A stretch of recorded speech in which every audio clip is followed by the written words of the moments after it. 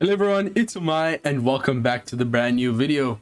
Here we are. Today we're going to focus on the AURORA Gem sugo-fest. Now, easily this is the best AURORA Gem sugo we've ever had. Immediately, I'm just going to say it straight off the cuff. Spend all of your AURORA gems here. Not only do the steps go up to step 12, so if you have 120 AURORA gems somehow and you save that all up, then definitely you can spend them all here and get massive value, because not only is the characters available just so peak, but we also have incredible step rewards. Like if you go up to step 12 here, on step 11 you get both a final tap tablet and a rush tablet, so 2 gold tablets for 1 multi. And then step 12, a super tandem tablet as well as super tandem boost. Like these are crazy step rewards. The universal rainbow level limit break legend wanted poster. Of course, these steps increase in legend rate. Also the rumble keys are probably what a lot of people are going to be going after. And then also earlier on you get still gold tablets, but only in 1 increments, and then some tavern medals. That's a bit of a stupid one, but it is what it is. I would say if you have enough to do at least the first 3, you should be safe, because the 4th step isn't much worth it in my opinion. Yes, we do have a golden tablet here, but it's easily the biggest stinker out of every single gold tablet, because every Kizuna you can get one of these every single month. You get a damage limit break class tablet for very low rank as well, so most people will get that. Whereas for step 2, damage limit break type, you need top 1000 personal rank in Kizuna to get this tablet, which requires you to play like 50 levels of Kizuna at the highest difficulty. You'll have to spend potions. It's a big pain in the ass. You're not going to do that every single month. So step 3, I think, is where the value drops immensely. So do 3 steps if you have the gems. Although at the end of the day, if you have enough to get to step 5, that's where I think like most players should stop. But if you only have 30, it's definitely worth it to do at least 3 multis. So today I'm going to be doing 2 multis. I have enough AURORA gems on this account for 1 multi, and then on another account for another multi. So I'm not going to get anything crazy here, just the 30% red step. But this is just a great example for you guys to see what your multis could look like, to know if it's worth it or not. Of course, the legends are so broken on this banner. We have 6+ Zoro. He's not a crazy unit in my opinion. He's not really good in Rumble, and he's never required in regular content either. But still, regardless, he's a solid Annie exclusive legend. And then we also have a bunch of other Annie exclusives. Zoro versus Nustro is easily the biggest hit on the entire banner. Then we have Garp and Kobe, who's great not just on the Sword Navy team, also just on a lot of teams in general. You can use them with the new Dex Gear 5 Luffy for the 12th anniversary. Blackbeard and Kuzan, not so much. Garp and Kobe has way more value. Yamamomo and Kaido Big Mom, these units are a bit of a stinkers, but if you get them both, they can make a really good slasher striker team in Pirate Rumble, so keep that in mind. But these are kind of characters you want to max out with level limit break 5, because their Rumble super specials become way better if you do have them maxed. Zoro versus Lucci, we know how strong this character is. The versus Zoro form is used so much in PvE. The versus Lucci form is used so much in PvP. Then we have Boa Enal. This character is used in Rumble, in Super Boss, in a lot of content this character is used. Dragon Ivankov Kuma, insane CT delayer in Pirate Rumble. He doesn't need to be ran with Revolutionary Army characters. And then of course, the 4x berry boosting captain, Swordsman Nami. She's not just great for berry farming, because I know some people won't really care about that. She's also just such a broken unit in PvP and in Super Boss. She gets access to both the stage 2 and the stage 1 special, because stage 2 it will charge her own cooldown by 2 turns, and then you can find some other way to give her some more cooldown and she'll be ready. For instance, you can use her stage 2 on stage 2 of the Kizuna Super Boss. That base attack boost carries over. You get the matching orbs. A lot of the time this utility is helpful on stage 2 as well. And then of course on stage 3 you'll go over the stages, which will give you 2 turns of cooldown. She gives herself another 2 turns of cooldown, so you only need to find another way to get her 2 turns of cooldown and she will be ready on the final boss again. She gives increased damage taken, weakness status. So yeah, she's doing a lot in Super Boss. in PvP, she's also a great CT delayer. And then also, I think, does damage. Targets enemies within large range horizontal for 4k fixed damage, and then targets 2 enemies with high special CT for attack down of 3 times of level 4 for 20 seconds. So 2 enemies 3 times, it means that a total of 6 times this is activating or affecting 6 enemies. It can hit the same enemy multiple times, really reducing their attack down. But the main thing here is the CT delay as well. The fixed damage, of course, goes through defense. That's what fixed damage does, but a lot of characters also resistant to fixed damage, and of course 4k isn't that much, but at the end of the day, she is used very much on side teams. She does have a Rumble super special. Then we have Kujaku, who's essential for the sword navy team. She's also not a bad character in regular content, and of course these characters are 20 costs. That increases their value immensely. Stussy, great to run with V2 Saturn versus Lucci, Marcus Mars, etc. The strength team she goes amazingly on. As for treasure map exclusives, Rebecca is pretty good in PvP on Free Spirits teams, as well as I think quick teams, but it's not that crazy of a unit. This Vegapunk, in my opinion, is a busted unit. He's super powerful. He has very unique effects, like charging the middle row's cooldowns by 6 turns just from his special. It's insane. 15 turns actually, not 6 turns. You do need to have other scientists, which is a bit hard to activate, but he's an irreplaceable character if you are using him on a team. Raizo Shinobu, this character is also used on the Slasher Striker team. So if you get Yamamomo, Kaido Big Mom, as well as the Raizo Shinobu, and also this character here, Apu and Drake, these guys make a busted Slasher Striker team in Pirate Rumble. So all 4 of those synergize incredibly. But in terms of regular content, I really can't remember what this character does. She's not terrible. I remember going through her kit for a video. She gives a lot of damage increases to existing status effects, reduces resilience, orb damage reduction, which is very rare. She does healing, which includes overheal. So yeah, from what I'm seeing, it's a very good character. She does have utility for chain coefficient reduction, which is not as prominent these days. We don't have to worry about that in most content besides Super Boss, and in most cases you're not using this character for Super Boss anyways. So yeah, I mean, mainly PvP, but even then, it's not a character that you really need or to focus on. Apu and Drake, this character, he's a very good sub. I mean, he gets around the silence debuff, which is easily the most like annoying debuff in the entire game.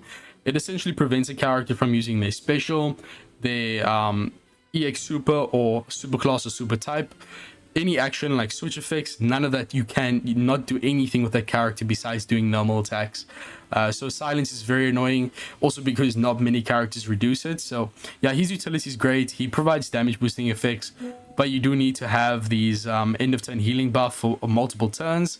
So similar to the Sword Hibari regular legend, it's a bit hard to use her just because of that. But I mean, Apu and Drake, of course, not a bad character overall, though. I would be happy to pull them if I did get them. Excellent sub. Now, as for the regular legends, I'm gonna go through these really quick. Vegapunk, one of the worst releases, horrible legend. Sty Bonnie, mostly used as support, not good in Rumble, meh in regular content. Yamato Otama, pretty good character overall. Yeah, I'll just say they're a solid unit. Same goes for Nami. This batch is actually pretty nice. Figurlin is a bit of a stinker, unfortunately. Same goes for Garp. Brooke and Frankie, both of these units, in my opinion, are cracked. Easily Frankie's the better one, though. He's also used in Super Boss, but none of these units are used in Rumble, unfortunately. I mean, Garp can be used on a fighter team, but yeah, fighters aren't really that crazy. Mono fighters anyways. Strength Kuma, horribly restrictive unit, and not good in Rumble either. Hancock and the Bow Sisters. This character is good in Rumble, but not on a lot of teams. But she's also really powerful in regular content. She has the Captain Shift ability, which I think she's the only regular legend in the entire game that has that. And Captain Shift is so powerful because it essentially allows you to get 2 captain effects in the entire quest, which can be very powerful on the utility side of things.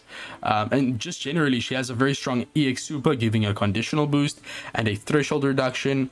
And of course, strength and size super type. You can remove the swap captain's effect if you want to. And also, by the way, you can use Captain Shift before enemy switches a random sub to your captain to get around the Captain Shift, the Captain Swap debuff that the enemy will give you.